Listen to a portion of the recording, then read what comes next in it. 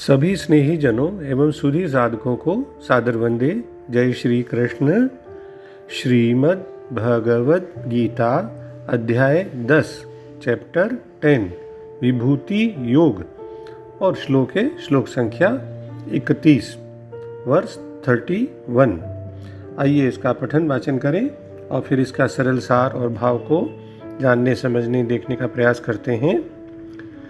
पवनः पवतामस्मि रामशस्त्रभृतामहं झषाणां मकरश्चास्मि स्रोतसामस्मि जाह्नवी। इसका हिंदी में सरल शाब्दिक अर्थ इस प्रकार है। भगवान कहते हैं कि मैं पवित्र करने वालों में वायु यानी हवा और शस्त्रधारियों में श्री राम हूँ तथा मछलियों में मगर हूँ और नदियों में श्री भागीरथी गंगा जी हूँ। यानी among purifiers I am the wind, among विल्डर्स of arms I am Shri Ram, among fishes I am the crocodile and among streams I am the Ganga.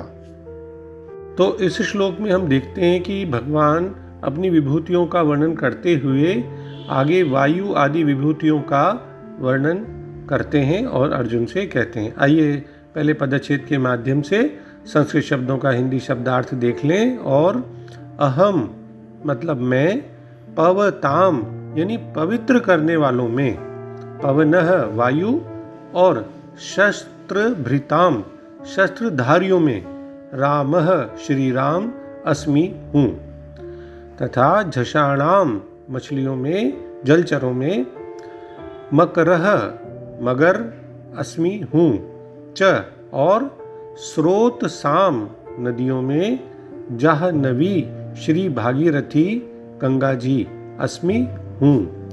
तो जैसा कि आदि शंकराचार्य जी लिखते हैं कि पवित्र करने वालों में वायु और शस्त्रधारियों में दशरथ पुत्र राम मैं हूँ।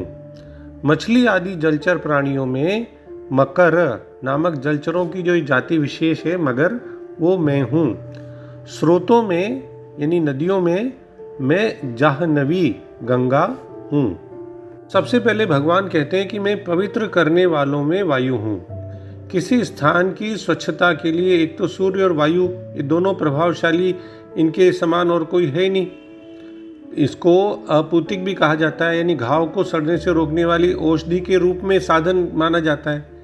तो यहाँ वायु का ही विशेष तरह से उल्लेख किया गया है, क्योंकि महर्षि व्यास जानते थे कि सूर्य की गर्मी में तो वायु की गति हो सकती है, नहीं तो गति नहीं होती। वायु की गति नहीं होगी तो फिर वायु इतनी कारगर साबित नहीं होती। जहाँ सदा वायु बहती है तो वहाँ सूर्य भी होना सिद्ध होता है।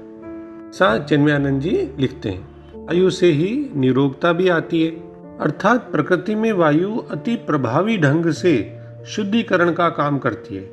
जैसे अशुद्ध जल हो कहीं पर तो वाष्प में वो जल को परिवर्तित कर देती है, पृथ्वी से दुर्गंध को भी दूर करती है, ऑक्सीजन के साथ में आग को जलाने का काम भी करती है। तो इस प्रकार से कई तरीकों से ये प्रकृति को शुद्ध करती है, इसलिए भगवान ने इसे अपनी विभूति कहा है।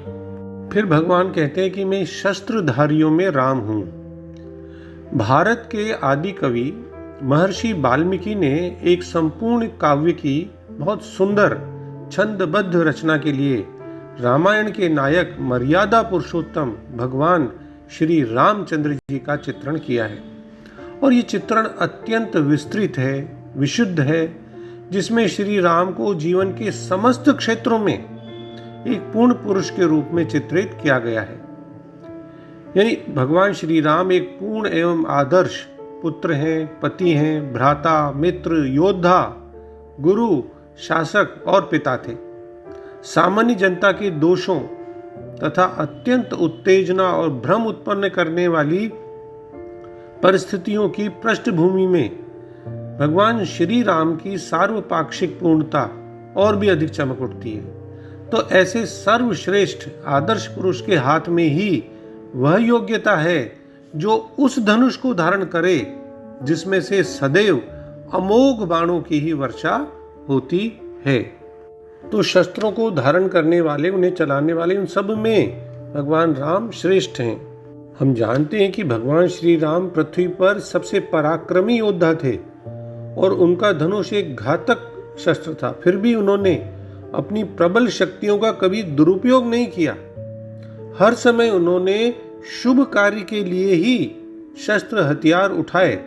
इस प्रकार से वे श्रेष्ठ शस्त्रधारी थे और राम तो भगवान के अवतार थे। तो इस प्रकार भगवान श्री कृष्ण ने उनके साथ अपनी पहचान को दर्शाया है और उन्हें अपनी विभूति बताया है। फिर भगवान कहते हैं झषाणाम मकरश्चास्मि। जल जंतुओं में, मछलियों में मगर सबसे बलवान है, इसलिए जलचरों में, मछलियों में मगर को भगवान ने अपनी विभूति बताया है। फिर चौथी विभूति इस श्लोक में भगवान बताते हुए कहते हैं कि नदियों में मैं जाह्नवी यानी गंगा हूँ। जहनु ऋषि की पुत्री जाह्नवी कहलाती है, जाह्नवी कहलाती है, जो कि गंगा नदी का ही एक नाम है। एक एनेक्डोट है, आख्यायिका। किस्सा यह है कि एक बार जहनु ऋषि ने संपूर्ण गंगा नदी का पान कर लिया और इस प्रकार उसे सुखा दिया, लेकिन बाद में लोक कल्याण के लिए उसे अपने कानों के द्वार से बाहर बहा दिया। तो यह एक सांकेतिक रूप है कि जैसे हम पहले मानते थे कि जो अध्यात्म ज्ञान है, या मतलब भारतीय आध्यात्मिक संस्कृति में जो भी वेदांत दर्शन है, तो ज्ञान संपदा को साधक शिष्य ध्यान अभ्यास के द्वारा आत्मसात कर लेता है। यही एक तरह से नदी का आचमन है, जैसा कि स्वामी चिन्मयानंद जी समझाते हैं। ज्ञान के झरने से पान करके, पी करके ज्ञान पिपासा को शांत करना, ये वाक्यों का प्रयोग तो सभी भाषाओं में होता ही है, खासतौर से उनमें जिनमें संस्कृत भाषा का मूल है। तो नदी का उद्गम एक तरह से बाद में ऋषि के कानों से हुआ। तो ये बहुत सुंदर काव्यात्मक कल्पना है जो कान का संबंध श्रुति से स्थापित करती है। उपनिषद भी श्रुति है, जिसमें एक गुरु और एक शिष्य, इन दोनों के संवाद द्वारा आत्मज्ञान का बोध कराया जाता है। और समय समय पर बहुत सारे आचार्य हुए। खैर, तो गंगा के अनेक पर्यायवाची नामों में से जाह्नवी, उसका यहाँ उल्लेख विशेष इस अभिप्राय को ही दर्शाने के लिए किया गया है। सभी इस बात को जानते हैं और मानते हैं कि प्रवाह रूप से बहने वाले जितने भी नदी, नाले, झरने आदि हैं, उन सब में गंगा जी श्रेष्ठ हैं, भगवान की खास चरणोदक हैं, पवित्र मानी जाती हैं। गंगा जी अपने दर्शन, स्पर्श आदि से दुनिया का उद्धार करने वाली हैं। मरे हुए मनुष्यों की अस्थियां गंगा जी में डालने से माना जाता है कि उनकी सद्गति हो जाती है। पवित्र नदी स्वर्ग से नीचे पृथ्वी पर आई हुई है। कई महान ऋषि मुनियों ने इसके किनारे पर तपस्या की है। आज भी बहुत सारे आश्रम और तपस्वी जो है योगी इसके किनारे पर रहते हैं। यह तथ्य पहले भी उजागर हो चुका था कि यदि गंगा जल को किसी बर्तन में भरकर वर्षों तक भी रखा जाए, तब भी सामान्य जल की भांति उसमें सड़न उत्पन्न नहीं होती। हालांकि आधुनिक युग में ये विश्वसनीयता थोड़ी घट गई है, क्योंकि लाखों गैलन गंदगी गंगा में डाली जा रही है। दिव्य और पवित्र नदी गंगा जाह्नवी के महत्व को देखते हुए भगवान ने इन्हें अपनी विभूति बताया है। स्वामी रामसुखदास जी महाराज बताते हैं कि भगवान ने यहाँ मनुष्य मात्र के लिए यही बताया है, संदेश दिया है कि तुम लोग उस विशेषता को, जो भी गुण उसमें दिखाई देते हैं, सुंदरता आदि को, वस्तु की, व्यक्ति की मत मानो, मेरी और मेरे से आई हुई मानो, मेरी विभूति मान के चलो।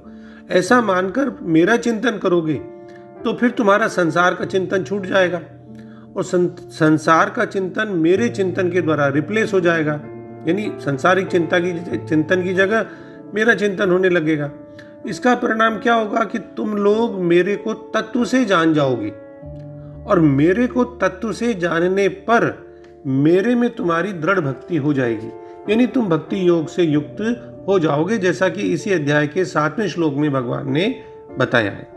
तो अंत में हम डॉक्टर राधा कृष्णन जी के सरल शब्दों में इस श्लोक का भावार्थ पुनः देख लें। पवित्र करने वालों में मैं वायु हूँ, शस्त्रधारियों में मैं राम हूँ, मच्छियों में मैं मगरमच्छ हूँ और नदियों में मैं गंगा हूँ। जय श्री कृष्ण। ओम श्री कृष्ण अर्पणमस्तु।